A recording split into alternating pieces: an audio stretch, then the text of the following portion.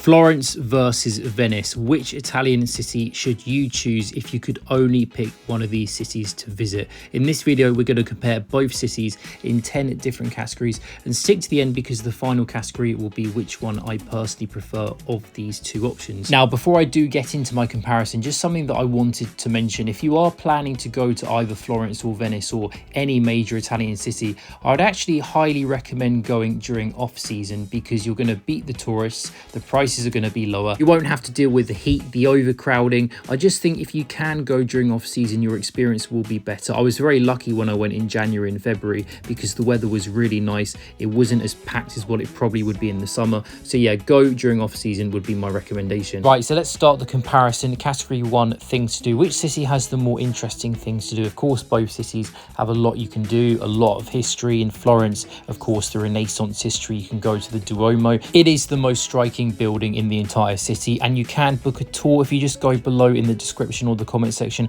I've put a link to where you can book a tour of the Duomo, and you can also go up to the tower as well and get some really great views all across the city, so do check that out. Now, of course, the famous thing that you want to do is go to the Uffizi Gallery, one of the most famous art galleries in the world. Now, I'm not an art person, I'm not into my paintings and my art, but it is impossible not to be impressed. Some of the work there is absolutely phenomenal. The actual gallery itself is just incredible. It's so grand. You've got work from all these legends like Michelangelo, Leonardo da Vinci. So you do have to go. You've got to book your tickets online. So go to the website, just book your tickets there. You can book a time slot to visit and just enjoy the gallery. You will find some very nice public squares, some nice piazzas throughout the city. Of course, you can go and see the very famous bridge. I highly recommend going to the Piazzale Michelangelo at dusk and sunset. You get some incredible sunset views all across the city. Definitely go and check out the Palazzo Vecchio, the main town hall. Now, if you do plan your time, I do think you can get all of the highlights of Florence done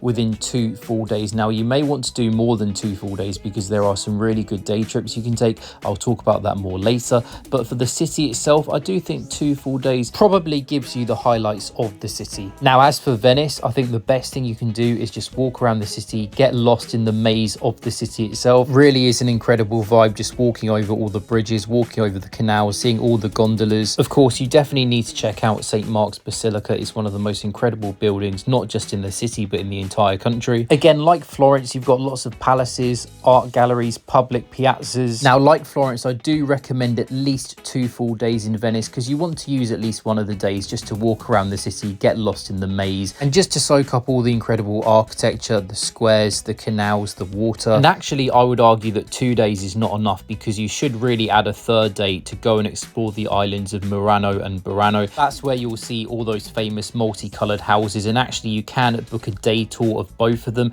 Just again, go to the description, go to the comment section. I'll put a link to where you can book that day trip tour where you can go to both of the islands in the same day. If you are going to Venice in the summer, you may want to go to Lido. That's where the beach is. It's not the best beach in the world, but you may want to check it out. So in conclusion, which city has the better things to do? I'm probably going to have to sit on the fence with this one and say that it depends. It really depends if you prefer museums, history, art, because if you do prefer that kind of thing, I think you may prefer Florence. But if you do enjoy meandering around, soaking in incredible architecture, beautiful canals, taking boat rides, looking at colourful buildings, I think Venice probably is what you're looking for. So I'm going to say that it depends with this category. So now we're up to category number 2, which is price. Which city is cheaper? To be honest with you, I don't think there is much in it. They're both quite expensive cities. They are 2 of the most touristy cities in Italy, so of course they are going to be pricier than other places in Europe. But I do think overall you'll probably find Venice a little bit more expensive, especially now you have to pay €5 to enter Venice itself. Now, some people stay in Mestre to save a bit of money on accommodation, but I would not recommend that. Just stay in Venice itself and pay the extra money is what I would say. The cost of eating out in both cities is about the same. You can save a bit of money by going to cafes and takeaway pizza places, for example. But if you are going to do things like boat tours, of course, that will add up the cost in Venice a little bit. So I think overall, you'll probably spend a bit more money in Venice. So I'll say that Florence is slightly cheaper on prices. So now we're up to category 3, which is beauty. Which city is the most beautiful city to visit? Look, beauty is in the eye of the beholder, of course, but having been to both cities, and when I think about which city impressed me more in terms of the architecture, the atmosphere, the vibe, the beauty, I would have to say that Venice was was more striking for me. Of course, Florence certainly has its beauty with the Duomo, and certainly the Michelangelo Square sunset is incredible. But with Venice, I'm going to sound really cheesy and really cliche saying this, but there is something magical about walking the streets of Venice and walking over the bridges and seeing all the canals, getting lost in these little sideways and alleys. I do think it's pretty incredible. Florence just didn't have that impact for me, but I know other people would disagree with me because lots of other people say that Florence is more beautiful. So I think it's up to you, but for me, I'm going to go with Venice winning this category. So now we move to category 4, day trips. Which city has the best day trips to do? For me, there is a clear winner to this one, and I did allude to this earlier in the video. I think Florence does have the better day trip options. As we said before, even though you could probably get the highlights of Florence done within 2 days, you could easily spend at least a week basing yourself in Florence and using Florence as a base to do other day trips in Tuscany or in nearby regions. Now, obviously, the very famous day trip is to go and see the Leaning Tower of Pisa. You don't need to stay in the city of Pisa, it's not the best. Just go there for the day trip, get your selfie, and then go back to Florence. Or instead of going back to Florence, you could go straight over to Lucca, a beautiful historic city. Definitely recommend doing a day trip there. Another day trip that you should certainly try and fit in, definitely go to Siena, one of the most beautiful cities in the entire country. You may even want to spend overnight there. Now, if you do want to check off another country off your bucket list, you can head over to San Marino for a day trip. It's a bit awkward to get to from Florence. You probably have to go up to Bologna and then go to Rimini and then go to San Marino. It's a bit of an awkward thing to do because of the mountains in the way between San Marino and Florence, but that is something that you can fit in. And speaking of Bologna, you may want to do a day trip to Bologna, which can be easily done by taking the train. But actually, in my honest opinion, I'd probably recommend spending 2 nights in Bologna rather than doing it as a day trip, especially if you like food. It's got some of the best food in the entire country. It's the home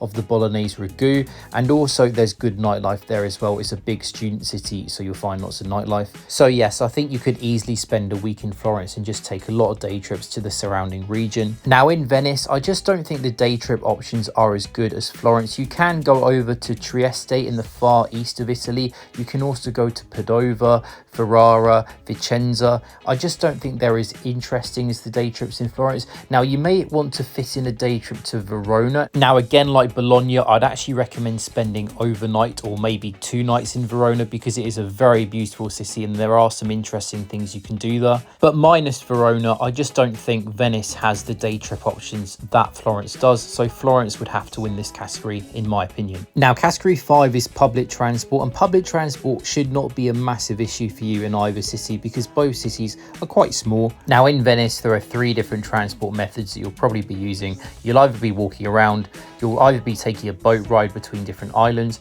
or if you're a romantic couple on a honeymoon, maybe you'll be taking a gondola ride. To get to and from the airport of Venice to the city of Venice, there is an airport flyer bus that runs from the airport to the entrance of Venice. The main Venice train station, Venezia Santa Lucia, is very well connected throughout the entire country. It's one of the main train stations in Italy. And of course, so is Florence's train station, Firenze Santa Maria, very well connected. It's kind of bang in the middle of the country is Florence, so therefore you do have train connections throughout the entire country. Now, the thing I like about Florence is that there is a tram system, and the tram system connects you to and from the airport to the city centre and also the main international bus terminal too, so that is very helpful. So I do think that one would have to say that Florence is better than Venice in terms of public transport, because of course you cannot build a tram system in Venice, but of course both cities are very walkable. They're both connected by international and national bus and rail services, so I don't think it really matters too much, this one. So now we're up to category 6, food. Which city has the better food? I mean, it's Italy, doesn't really matter which one you choose, you're going to have excellent food because Italian food is some of the best food in the world. That said, there are some notable differences in the Venezian cuisine of Venice compared with the Tuscan cuisine of Florence. In Venice, expect more seafood, of course. Obviously, Venice is by the sea, so expect very good seafood dishes. Now in Florence and Tuscany, expect fantastic meat. They love their meat in Tuscany. You get fantastic beef sandwiches, pork sandwiches. Definitely go to the Mercato Centrale when you are in Florence and try one of the meat sandwiches. And of course, in both both cities, you can easily get your traditional Italian food, pizzas, pasta, gelato. It just depends on whether you prefer meat or seafood. If you prefer meat, you'll like Florence better, but if you prefer seafood, you'll like Venice better. So I'm going to say that it depends with this one. Now, category 7 is safety. Which city are you going to be safer in? I think they're both pretty safe cities, to be honest. As long as you take normal safety precaution, I think you should be fine in either. Like with any major tourist destination in Italy, there are some scams you do need to be aware of. So any person dropping stuff in front of you, don't pick up stuff that people drop in front of you. It's probably a scam, because they'll probably try and charge you for picking it up, or just any guy coming up to you saying, hey man, where you from, how's it going, all that kind of stuff. People trying to sell you bracelets and sing little songs to you. Just ignore them, say no grazie, and you should be fine. Now, I can only speak for the time that I was in both cities, but it did seem to me that there were more beggars and shady looking people in Florence compared with Venice. So I'm going to say that Venice to me did feel a bit safer, but to be honest, as long as you're careful in both cities, you should be fine. Now it's category 8. Category 8 is nightlife. Now, to be honest with you, if you are looking for amazing nightlife, I think both Florence and Venice are not the cities that you're looking for. You're probably better off going to Bologna, or maybe even better, Milan. What I really like about Venice is you do have some lovely bars, really nice cocktail bars by the coastline. There's a really nice Irish pub in Venice, which is really nice on a Friday night. Hopefully it's still there.